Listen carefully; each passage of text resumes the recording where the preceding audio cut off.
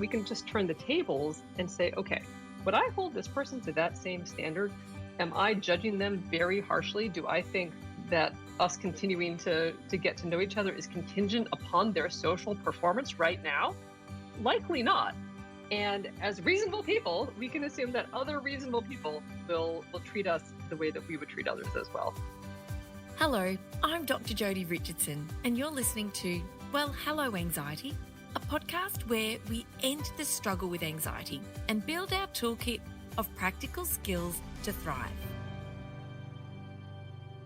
Hello, and welcome back to another episode of the podcast. Today, I'm talking with Dr Ellen Hendriksen, and we're talking about social anxiety. Now, people who know me well will know that this is not something that I struggle with, despite the anxiety that I do live with. This is not part of my load. However, I do know people and love people who struggle, and I know how debilitating it is when being in a social situation just evokes so much anxiety. All you want to do is cancel or run away or retreat or leave early. And so today's beautiful guest is so experienced. She's going to really talk us through social anxiety, which is sometimes called social phobia, and really share some practical insights and some strategies as well. So today's guest joins us all the way from Boston in Massachusetts, which is on the east coast of the United States of America, just a few hours north of New York, if you like to picture geographically where somebody is located.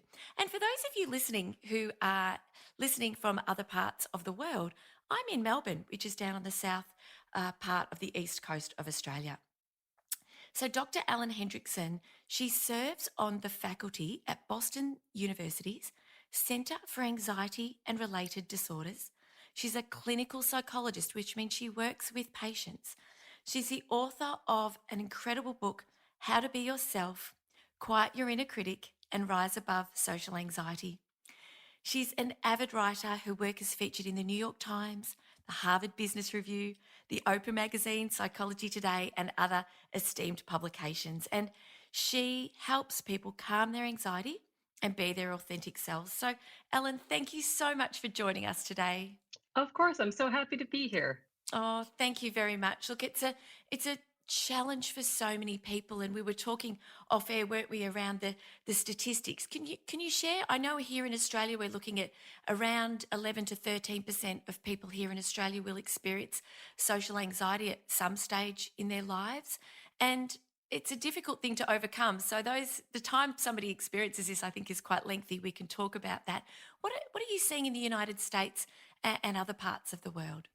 Sure. So, in terms of actual, what I call capital S social anxiety disorder, about 13% of Americans and about 12% of Brits, those are the numbers I have, will experience diagnosable social anxiety at some point in their lives.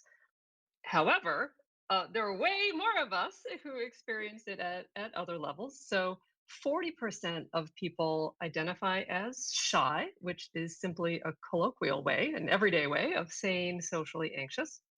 And then 80% of people, so vast majority, remember being shy at some point in their lives. So perhaps they were the kind of kid who would hide behind their parents' leg, or maybe they were a teenager who just felt conspicuously awkward and never knew what to say. So many of us can at least remember a time of life when we said, oh, yeah, I know what social anxiety means.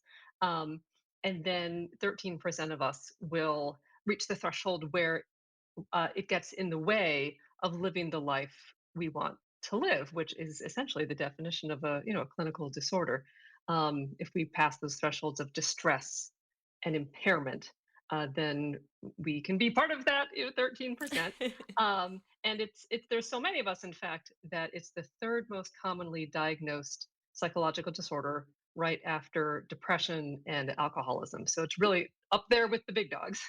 Oh, goodness, isn't it? And I'd love to know how you came to do the work you do. You've been doing this for some time and you do such brilliant work in this area and help so many people. What led you to do the work you do? Yeah, a lot of people, especially in my field, there's a saying. Let's start there. It says research is me search, and so many people will come to either research or clinical work or just a helping profession in general because of what they have suffered and what they have gone through. And I kind of came through the back door.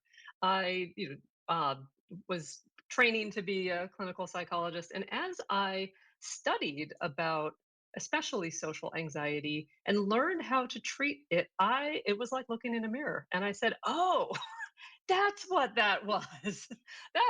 And as I worked with more and more people, I realized, oh, these are my people. I understand what what this is.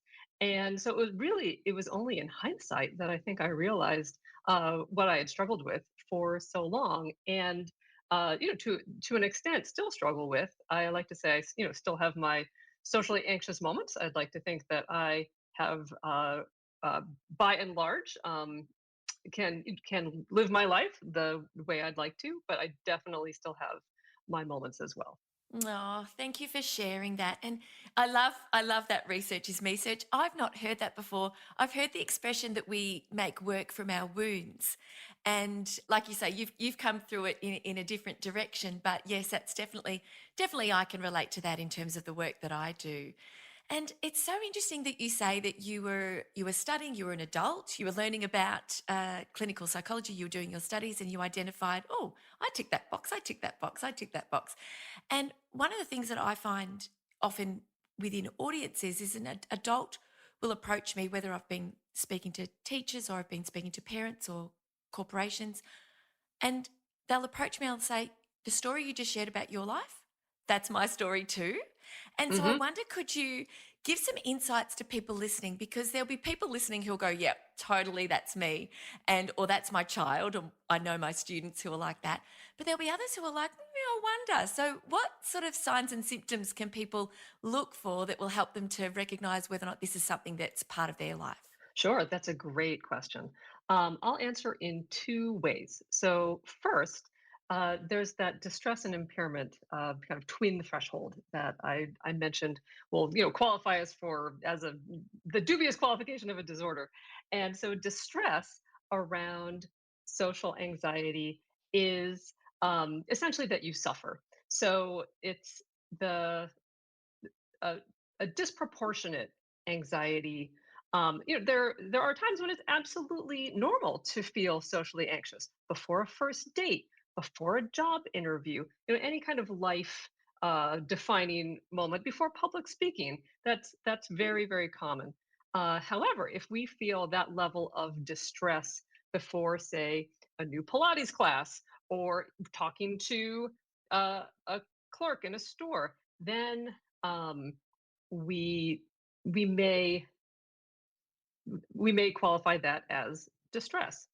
Impairment is when it gets in the way of living the life you want to live. So a classic example for students is feeling unable to raise their hand in class or even consciously foregoing X percent of their grade that is class participation because they feel unable to contribute. For an adult, it could be turning down a promotion that would require us to either give public presentations or to travel and meet a lot of new people. So anything that keeps us from living our life as we wish can be defined as that impairment. So that's one way. The second differentiation that I often hear is that people will write to me or come talk to me and say, you know what? I thought I was an introvert, but now I'm realizing that I think I'm actually socially anxious. And so the difference is that introversion is a personality trait that is baked in, while we're in the oven. And social anxiety is certainly has genetic components, can be heritable, but also has an environmental component. Introversion, well, I'm going to switch back and forth here. Introversion is more about energy and is about where we get our energy and how easily we are overwhelmed and our social battery gets drained. So when we are introverts, we usually feel energized and recharged by being alone or being with maybe one trusted person or a small group. Whereas in general, extroverts feel kind of bored and drained when they're alone and get their energy from being with others. They don't have to be in a raging party, it doesn't have to be chaotic, but generally being with others makes like it's like a little video game character and they see their energy being replenished. Whereas, that replenishment comes from being alone for introverts. And then when you're in a social situation, introverts often feel drained much more quickly than extroverts. And introverts want to just go home and watch Netflix and eat a bowl of cereal to recharge. But it's not fear that drives us to leave a party or an event. So in social anxiety, that is driven by the fear. It's driven by what are people going to think, or did I just say something stupid, or am I not reaching my own social standards? We can talk about that later when we talk about perfectionism. But it's in general, it's a fear of judgment or criticism or of being revealed as somehow deficient that drives the fear that is social anxiety. Yes, so I know when it comes to anxiety and with social anxiety, they're like with any anxiety, there are the private experiences of thoughts and the sensations, the racing heart and the challenge Hmm. with breathing and the sort of the clamminess and the sweating and and it can just make it harder to be in a social setting, can't it? Because the part of the brain that really helps us think clearly and well, the executive functioning part of the brain starts to sort of, become unavailable to us. So the more anxious you get, the harder it is, and the more likely you are to find yourself in a spot where you can't say the things you want to say. Oh, absolutely. Yes, it's very hard to think through that buzz of anxiety. And social anxiety, I think, is unique in that it can be divided into before, during, and after, because there's the anticipatory anxiety of before a social event. Oftentimes people will want to avoid, and so therefore will bail and just not show up, or will call in sick, or cancel whatever the plan was. And then during, certainly that can be uniquely stressful because, and we can talk about this as well when you talk about strategies. Naturally, when we're in a socially anxious moment, our attention starts to turn inward, and we start to overthink ourselves and self-monitor, and that takes up all our bandwidth, which is very hard to think through. And then there's after, so we might go home, but then kick ourselves. This is what's called post-event processing, where we play the low light reel of like, why did I say that? That was so stupid. Or to other like kind of turning over and over the things that we think did not go well and sort of ruminating on that. So there are, three distinct phases of social anxiety, and people may experience one of those or all three. Oh goodness, and it just really takes the joy out of being with people, even people that you love and who love you and who are forgiving and understanding and know that anxiety is something that you bring with you when you come to a social event. And while you've been talking, it's just got me thinking about somebody else in my life who definitely with the post event processing, that's what sort of triggered that idea in me that this particular person this might be something that they're struggling with, which I've not identified before, but it's a very overt part of the post event experience. And it's not unusual to get a text or a phone call to say, I'm sorry, or did I do this, or yes, and it's heartbreaking. But I know that there's help, and I'm sure there are a lot of listeners who are nodding along with you, going, "Oh my goodness, yes, you've just explained me. You're inside my head." And so, what would you love for people who live with social anxiety, or parents or teachers of young people who live with it? What would you love them to know about it as a sort of a key message? No, that's a great question. I think a key message that sometimes gets lost is that social anxiety is driven by avoidance. And we can avoid in one of two ways. One is overt avoidance, and that is more obvious because it's overt. And that's when we bail on friends, that we said we would go out to dinner with, and then we text and say, actually, I'm not feeling well, but really we're just anxious. Or we might not pick up the phone there's phone anxiety is part of social anxiety. So we might let all our calls go to voicemail, or otherwise overtly avoid. So not show up, not be present. But then there's covert avoidance, which is when we do show up, but for example, might at a party spend all our time in the corner scrolling through our phone, or might head out into public but wear sunglasses and earbuds and make it very clear that we don't want to talk. We send the message of stay away.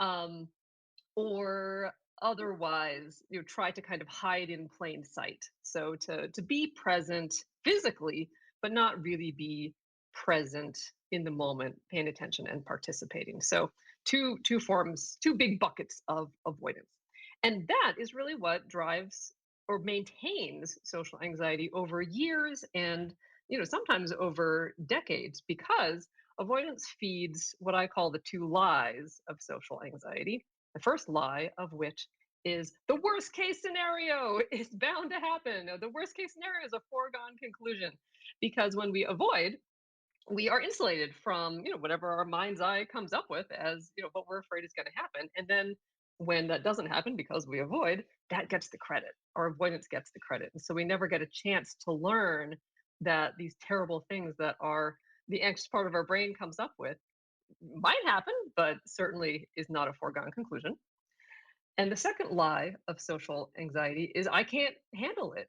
That we can't handle the awkward moments or the kind of blips and bloops of relationships, or the strange moments of silence or whatnot that a normal social life can dish out.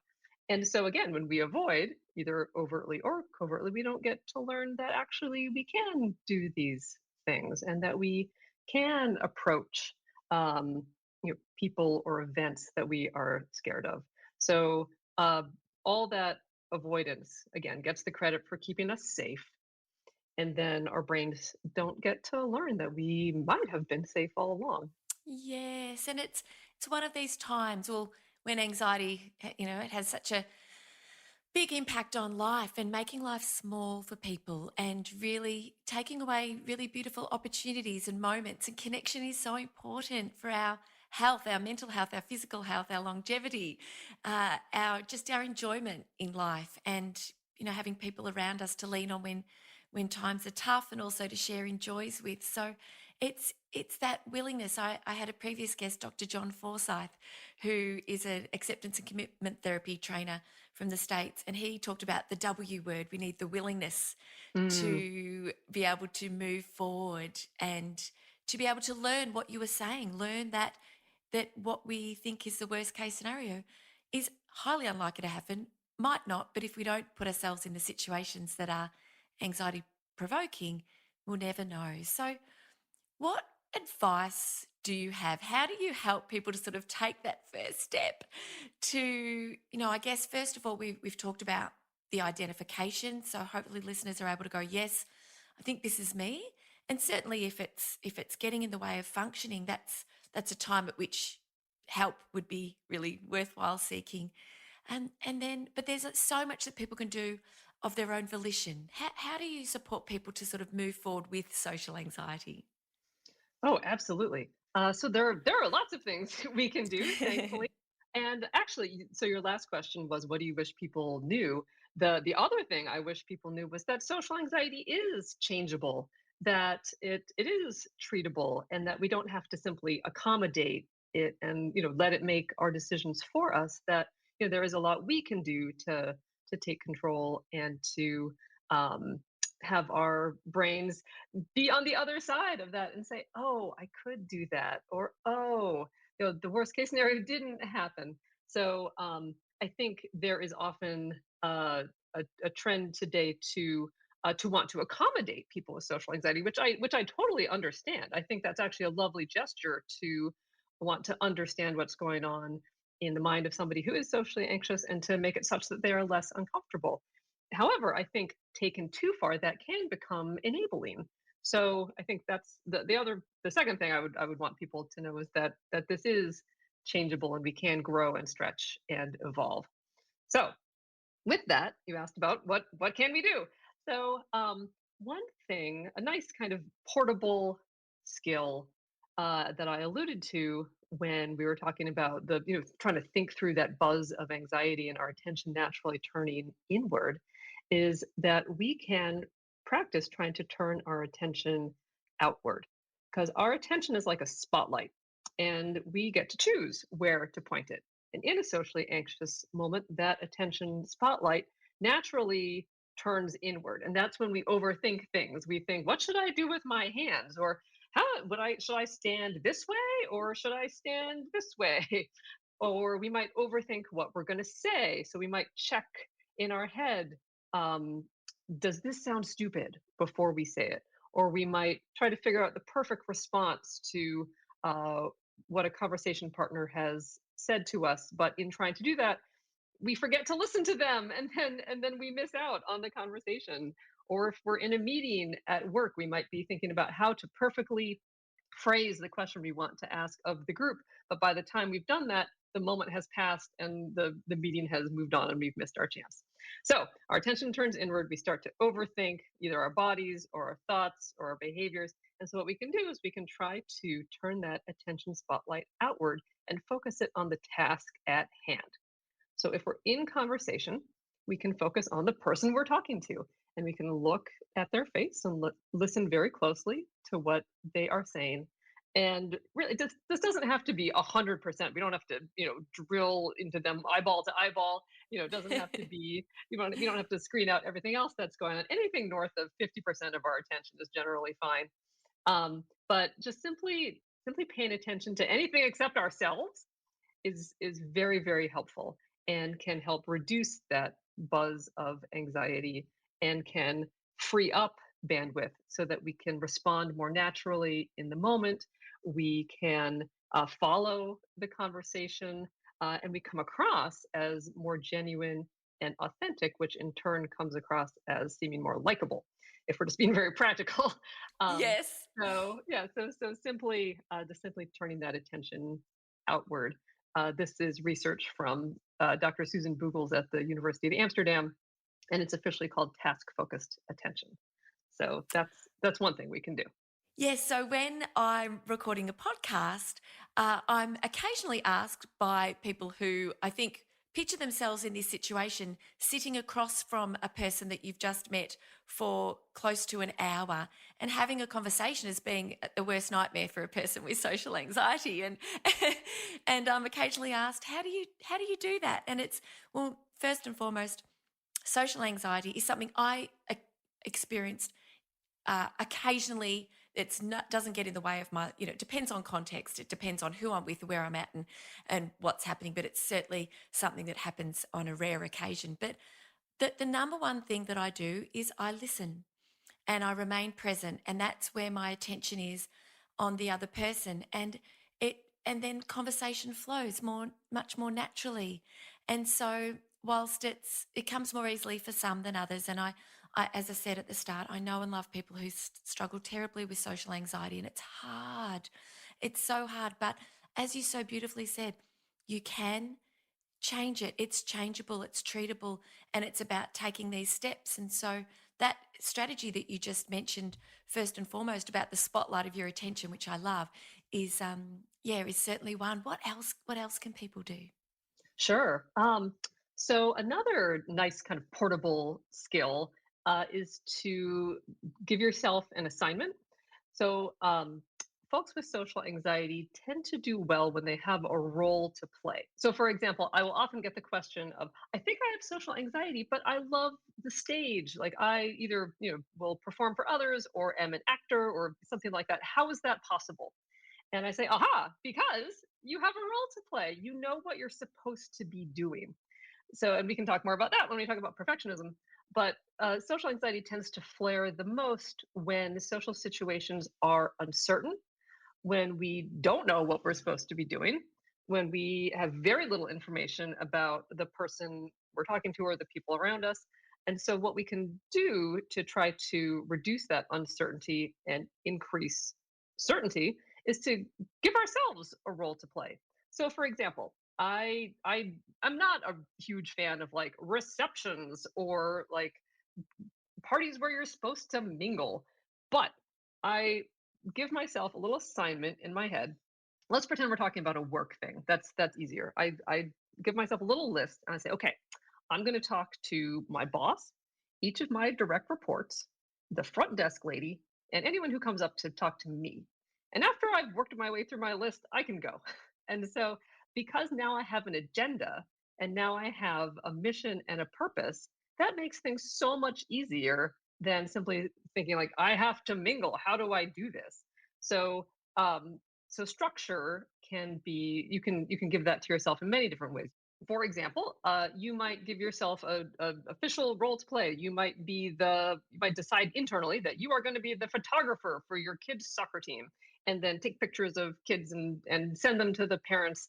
And that way, you have an excuse to talk to people and say, "Oh, what's your? How can I send this to you? This is a great picture."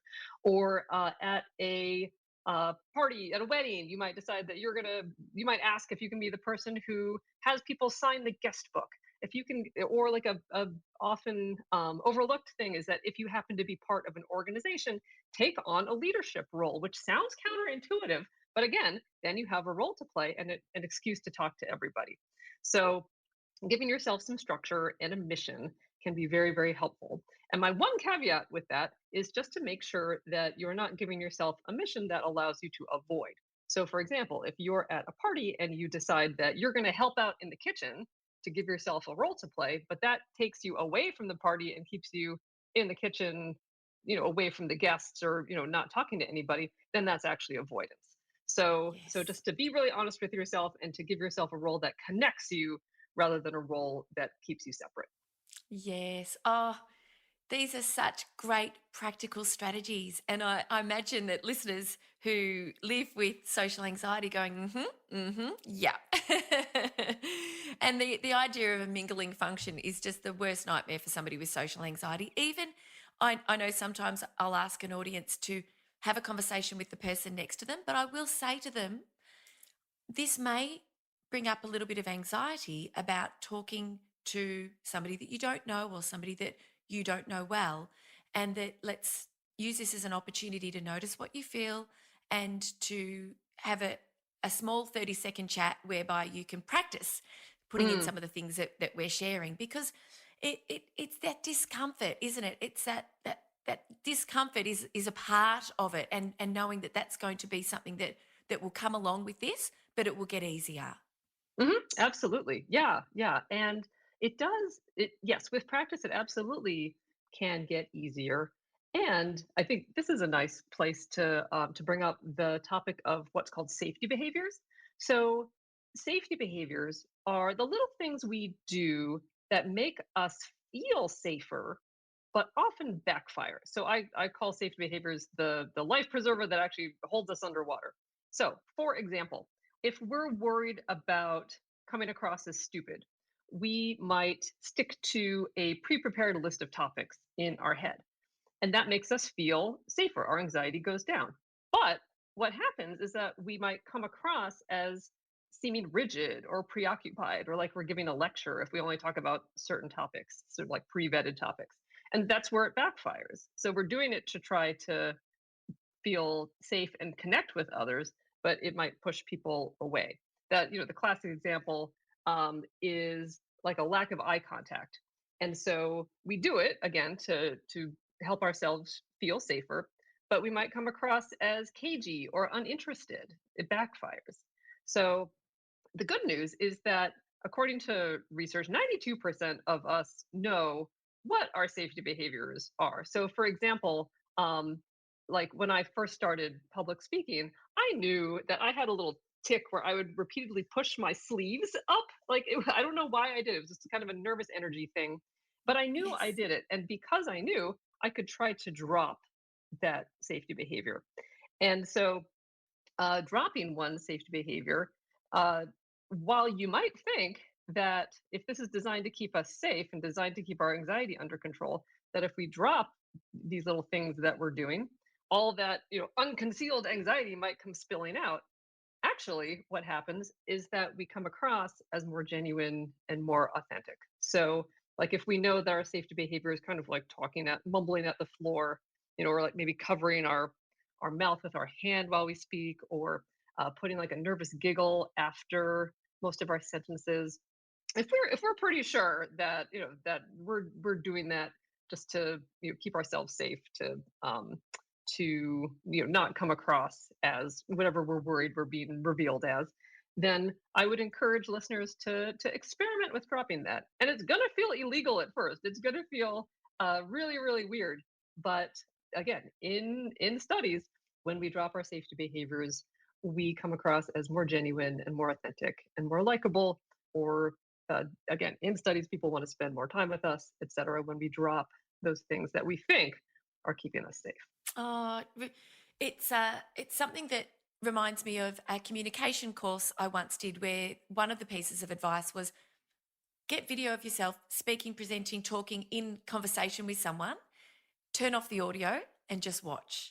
And just Mm-hmm. watch, because when we've got the audio on, we're listening for what we're saying, but when we've got the audio off and we can observe ourselves, we might be surprised, and that gives a little bit of insight if you're not aware of what it is that you might be doing. But I imagine that people with safety behaviours could, if they're not sure, ask the people around them. They might be able to mirror that information back. Is that yes? Yeah, absolutely. So, Yeah. and it also, so that this is a tool that can work both ways, because often when people with social anxiety will watch a video of themselves, they are afraid that they're going to see things that are so much worse than they actually see. Like they're when so this is a technique called video feedback, and because there's like a movie in our mind's eye of how we think we look, and so when I do this with clients, we'll take a video of them like either giving a presentation or having a conversation with with somebody who one of my colleagues like who volunteers for this.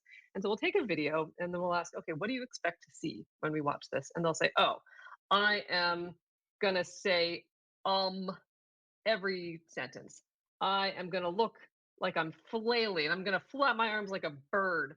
I am gonna speak in word salad. Like, and then Oh, we watch, and I say, watch as objectively as possible. Is this person speaking in word salad? Is this person flapping their arms like a bird? Is this person saying every sentence? And usually the answer is no, that in social anxiety, the movie in our mind's eye is so much worse than how we actually come across. Because we feel so anxious, we think that how we feel is how we look. And that's yes, often not the case. And then, yes, you're absolutely right that there's that other direction of sometimes we're doing little nervous tics or like strange things that we either didn't realize we were doing or that we totally know we're doing to try to keep ourselves safe. And when we see those on the video, we can say, oh, okay. And then we can work on trying to drop them, because inevitably they're going to come across as differently than we intended. yes, yes. Oh, it's so these are such practical insights for people, and it's important to just choose one to start, isn't it? It's just about starting somewhere and making a plan about what it is you'd like to do first, whether it's the list of when you're at an event, who you're going to speak to, whether or not it's adopting the role, whether or not it's the outward focus, or being Mhm. aware of your safety behaviors. So many practical ideas. One of the things you mentioned earlier is about perfectionism. Is there anything else that you'd like to share before we sort of move on to talk about perfectionism in terms of skills or strategies? Oh, I think perfectionism is a very fruitful area, so I'm excited to talk about that. Let's dive right in. Yeah. Yes. Yeah, so perfectionism is a huge driver of social anxiety. And perfectionism is actually a little bit of a misnomer. So, folks with social anxiety, I've never met anyone with social anxiety who is striving to be perfect. It's more of a sense of never feeling good enough. And in perfectionism, in addition to having these rules in our head, there's also a focus on flaws. Folks with perfectionism are very detail oriented, which can be a superpower, but that focus on detail often focuses on the thing that's going wrong. So I think that's why we have the post event processing, where we think about our evening out or we think about our presentation, and our brains zero in on the details that we perceive that we screwed up. And when we do that, then that leaves everything else, when we highlight those, that leaves everything else in shadow. And so it feels like we did terribly, or that everybody hates us, or whatever. So what we can do when we tend to have those flaws, the if we can think about it as our social performance as like a constellation the things that went wrong are going to be the stars that sparkle the most brightly. And so if we're reflecting upon an interaction or a presentation or an event, we can make sure that we broaden our attention to not just focus on those stars, but to focus on all the stars in the sky. What else happened in that presentation? What else happened in that conversation? And we're not just trying to say like, okay, there were some positives as well, but to really be mindful, to expand our awareness and to think about all the things that occurred, not just the things that are leaping out at us as things we could have done better or flaws. So kind of an expansive awareness is something we can do. Another thing is we can simply question that inner rule book that we have. Sometimes we have not articulated that inner rule book, but in social anxiety, I found that it's often something like, I need to carry 100% of this conversation. There can be no awkward silences. I can never forget anyone's name or otherwise, forget any details about them. There's just a sense that we're not allowed to make any social mistakes, and that is really not humanly possible. So if we hold ourselves to perfection as the standard for adequacy, we're always going to fail. So we need to give ourselves some wiggle room and just question those rules. Do we really have to carry the whole conversation? No. If this is with two people, then we're responsible for 50%. Are we allowed to never have like a memory blip? No, of course not. How many people do you know who like have 100% perfect memories? Nobody. So we just need to allow ourselves a little bit more wiggle room and not hold ourselves again to the standard of perfection as to indicate adequacy. We're doing all right just as we are. And then the last thing that has to do with perfectionism is that I found that folks with social anxiety often think each of their relationships like lives and dies on their most recent interaction. So we think that every conversation or every event or every presentation, etc., is a referendum on us. And so what we can do to counter that is remember what either history we have with our friends, what social capital perhaps we have built, or we can simply turn the tables if we have, if we're in a relationship that is relatively new, we're getting to know an acquaintance, we're talking to some new people, and we don't have that context, we can just turn the tables and say, okay, would I hold this person to that same standard? Am I judging them very harshly? Do I think, that us continuing to get to know each other is contingent upon their social performance right now?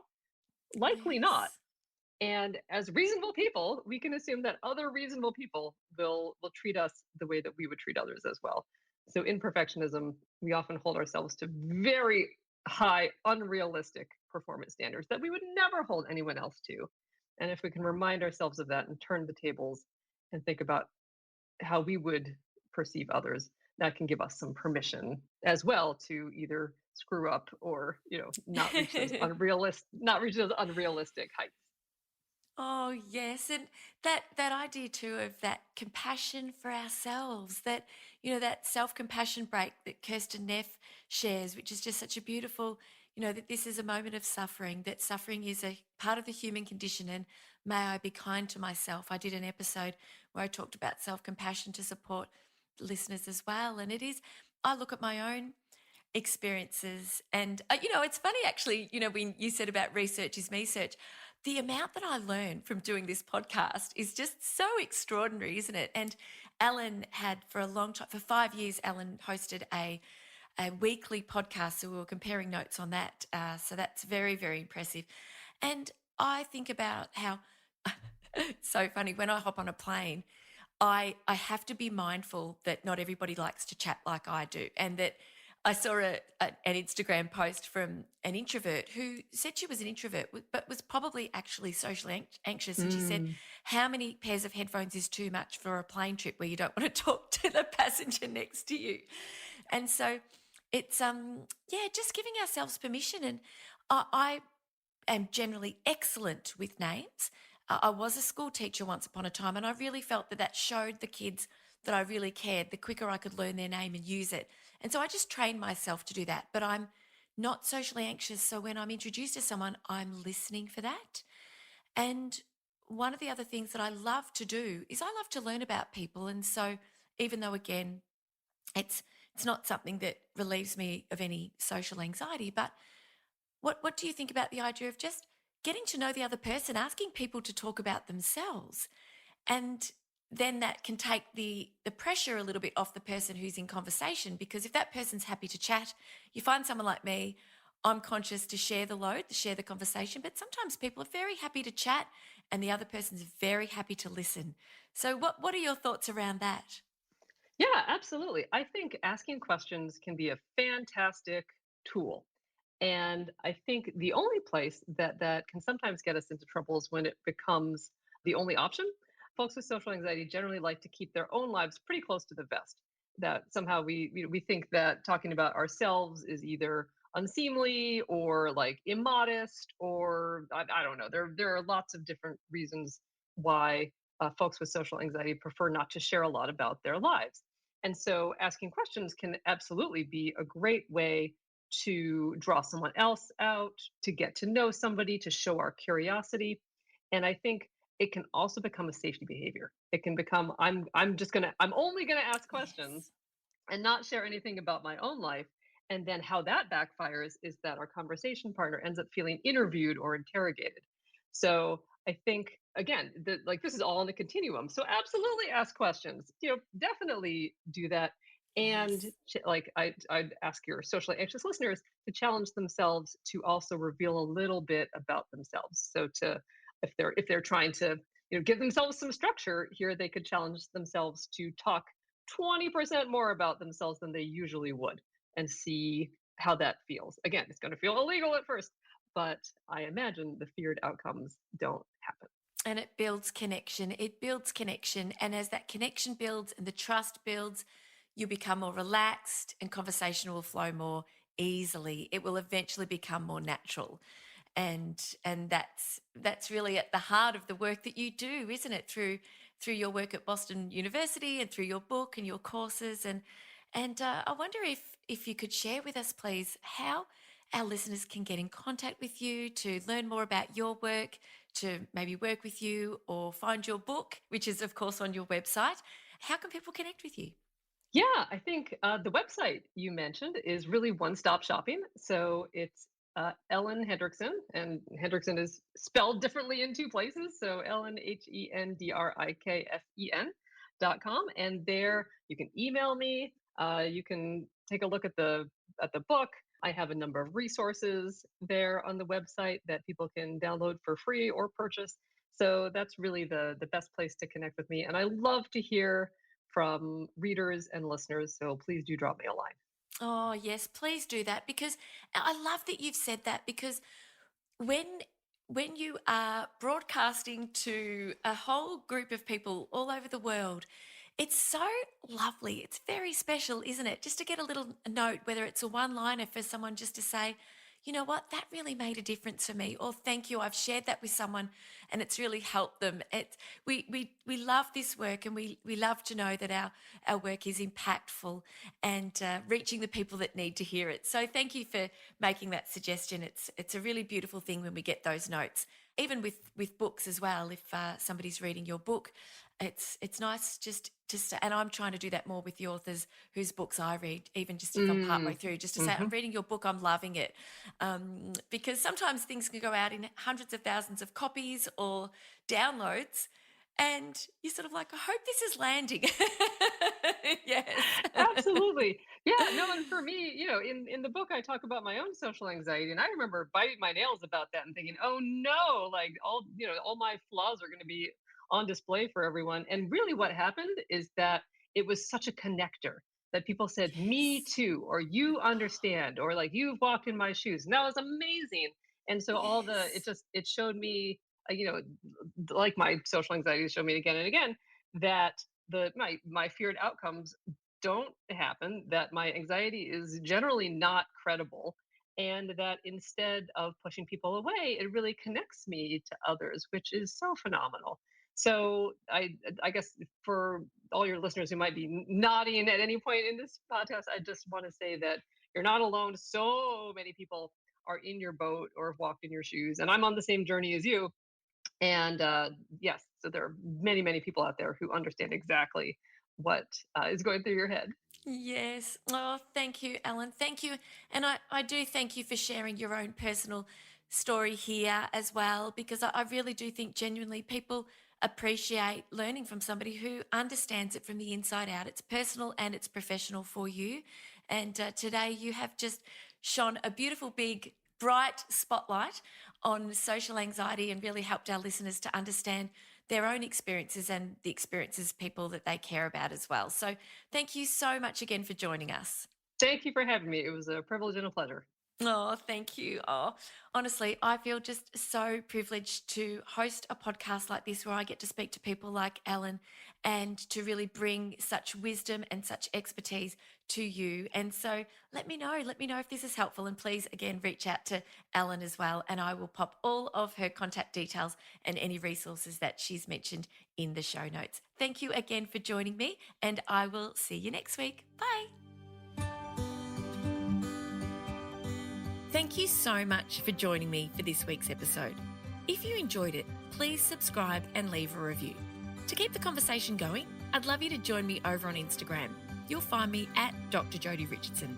Also, if you'd like a copy of my free 5-day mini email course, Calm Your Anxious Brain, then jump over to my website, drjodirichardson.com, and you can sign up down the bottom.